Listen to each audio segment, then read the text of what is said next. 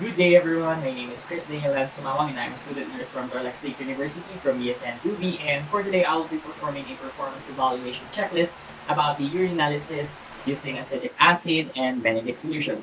So for the description of our performance test, so first is for the acetic acid.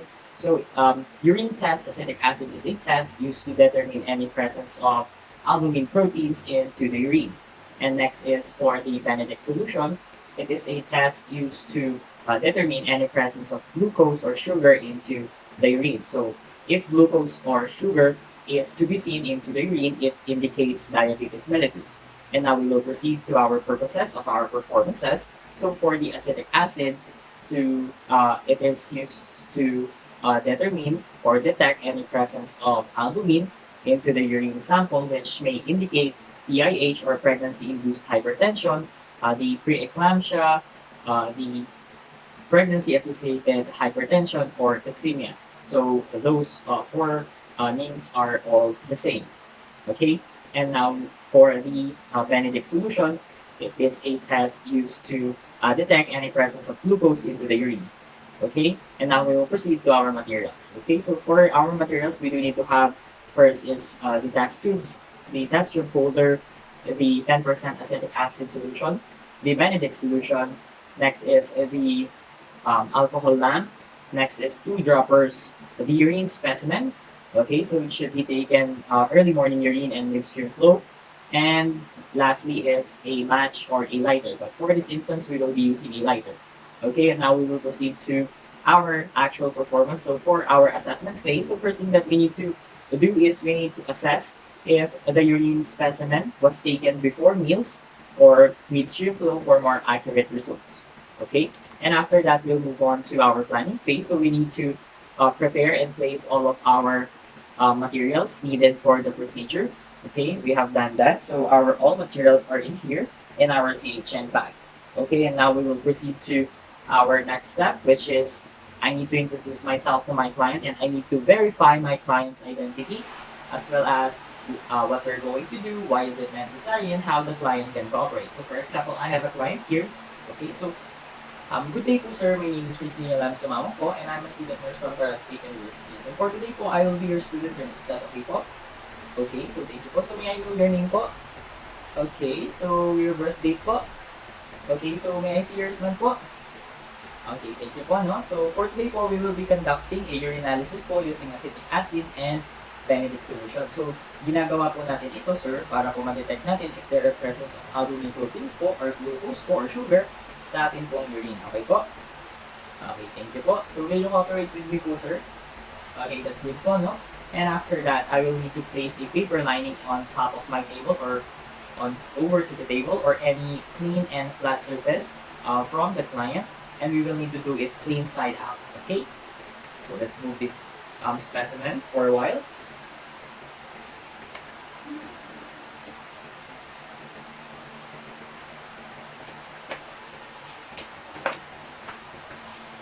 Okay, and now we will proceed to our next step, which is after that we will be placing a plastic lining over to the paper thing, and we will be doing it clean side in.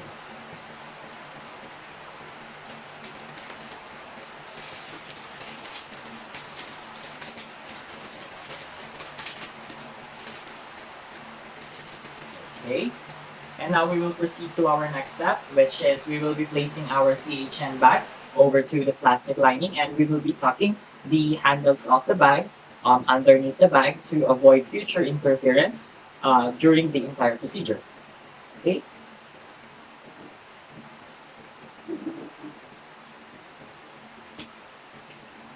Okay, now that we have done that, we will now proceed to our next step, which is we need to open the bag.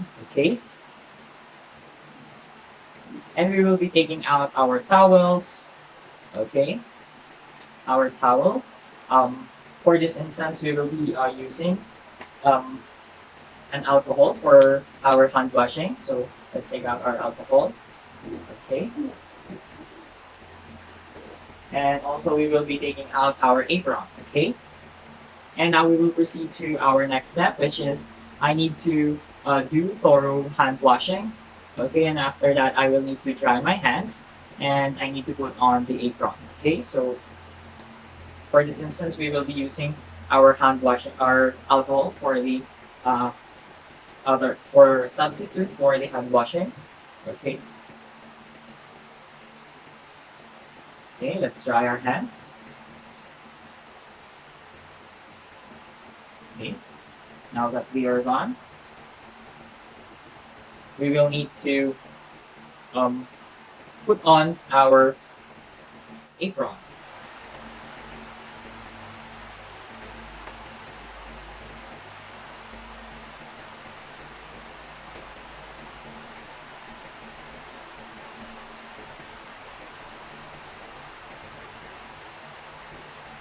And now we will proceed to our next step, which is one. Now that the bag is open, we will now be taking out our kidney basin um, with the three cotton balls and with the alcohol. Okay.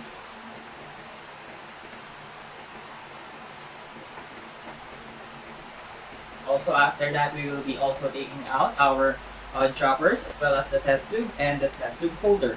Okay, so before doing the procedure, we will be we will be wearing our gloves, or we need to don gloves. Okay.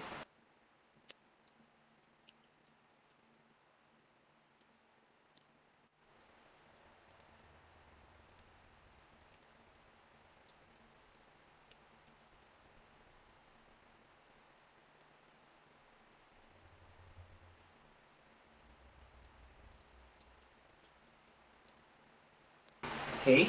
Now that we are done with that, and we have taken out our kidney basin, as well as the cotton balls, and we have taken out as well the droppers.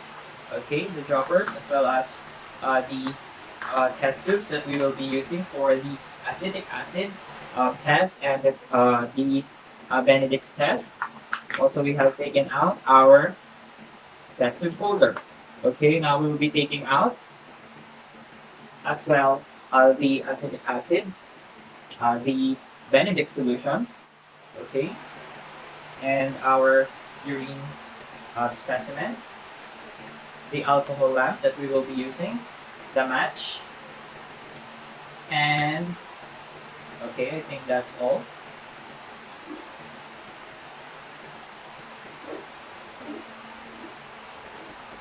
Okay, and now we will proceed to our next step. Okay, and now we will proceed to our next step, which is we will need to now proceed to the we need to put um, a waste receptacle on either corner of our working area. So we will be placing it here. Okay, and now we will proceed to our actual procedure. Okay, so first thing that we will be doing is the acetic acid, or the urine test using acetic acid. Okay, so first thing that we need to do is we need to hold our test tube with our test tube holder. Okay, and we need to light our lamp first. Okay, now that we are done with that, we need to fill now our test tube with 2/3 full of urine. So for this instance, we will be using our syringe to fill the test tube much faster. Okay.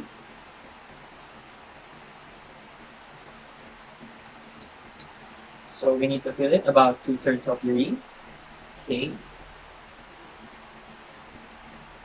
Okay, that's about it. Okay. Okay, we need to place this into the near the waste receptacle. Okay, let's close it for now. Okay, and after that, we will now proceed to our next step, which is we need to heat the upper portion of our test tube um, and to boiling point, and we need to remember that the mouth of the test tube should not face to the nurse nor to the client to avoid um, future future problems that may hurt the nurse as well as the client. So, okay, let's now proceed to our procedure. Let's heat our test tube up its upper portion until it boils. Okay. So let us assume that the solution or the urine inside the test tube has already boiled, we will now proceed to our next step. Okay, we'll take out our acetic acid. Okay, so what we'll be doing now is to add 5 drops of acetic acid to the urine, and we need to do it 1 drop at a time. Okay, so we need to add 5 drops. Okay, 1, 2, 3, 4, and 5. Okay, take out the excess solution. Okay, we need to remember that all the droppers that we will be using and that is used will be placed to near the waste receptacle. Okay, let's cover this first. Take it back, and we need to heat again our mixture and let it boil. Okay, as I said earlier, the test tube's mouth should be not facing towards us nor to the client to avoid future problems that may hurt the nurse as well as the client. Okay, again, let us assume that the test tube is already boiling, or the mixture inside the test tube is already boiling. We will now be taking notes, or we need to observe and note all of the color changes happening inside the test tube. Okay. So for our interpretation, so based on our findings with our urine specimen, okay, so there's no turbidity, okay, which means our test with the urine that we test is negative to any presence of albumin proteins into the urine.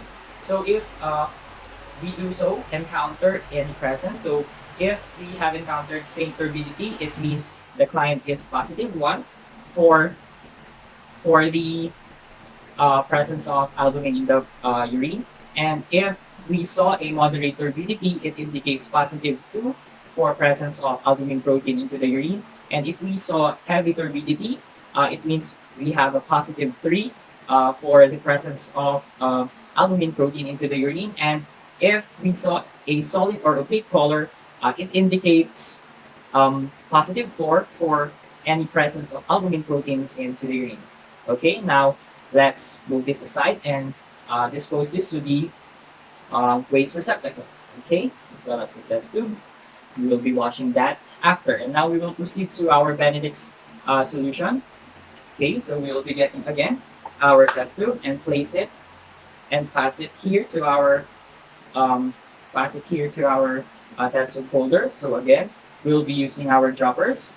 Okay, and we'll be getting our urine solution, and we need to add about 6 to 8 drops of urine into our test tube.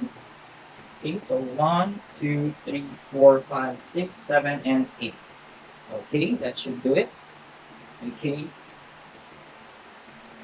Okay, so for our next step, we will be adding about 3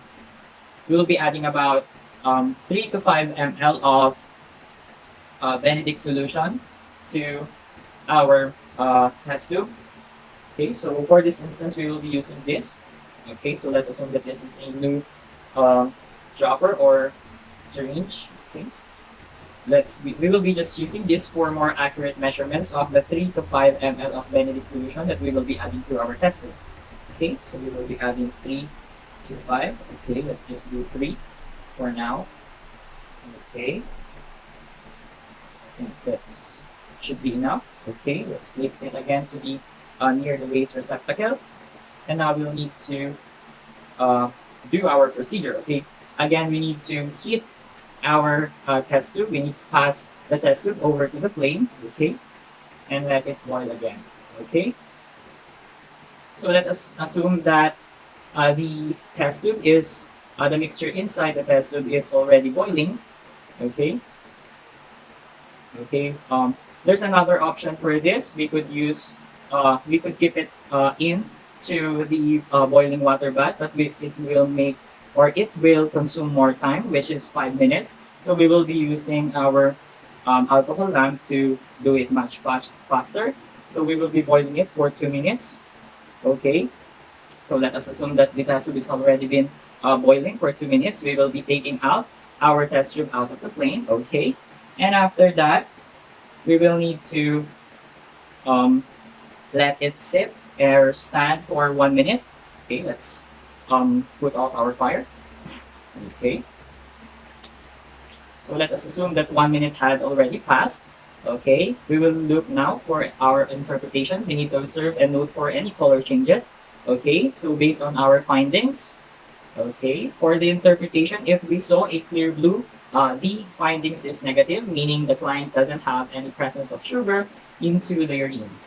Okay, so if we saw a bluish green, it indicates positive 1, or the client has 0.5% of sugar into the urine.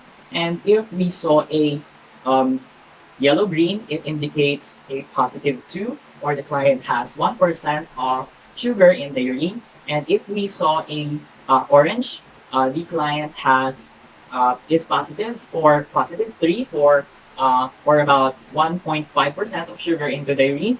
And lastly, if we saw a brick red, which is our final result, if we do have one, it indicates the positive 4 or 2% or more sugar is present on the client's urine. Okay. And after that, we'll now proceed to our next step. Okay, dispose of our articles. Okay. And now we will proceed to our next step. We will be washing and draining all of our articles used. So, okay, so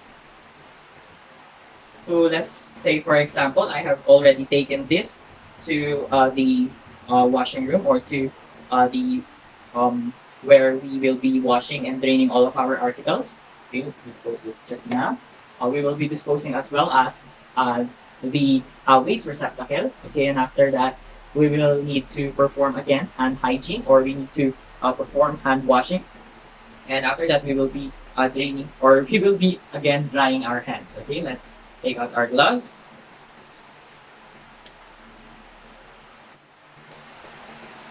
Okay, dispose that as well. And we will be using an alcohol for our as a substitute for our hand washing. Okay.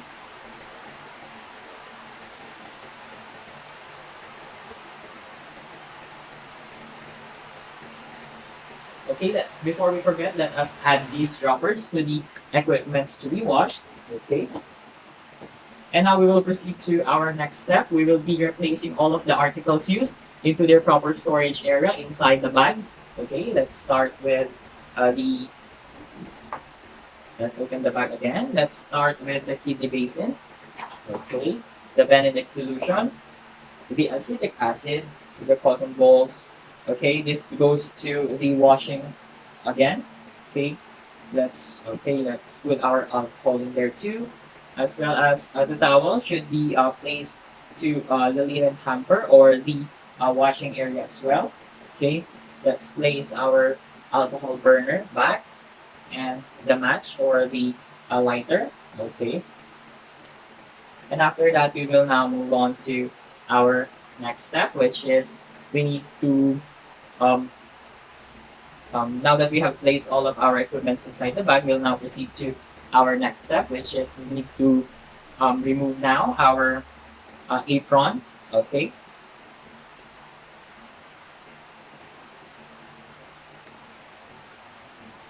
Okay, and we will be folding the contaminated part in. Okay. And put it in the pocket of the bag.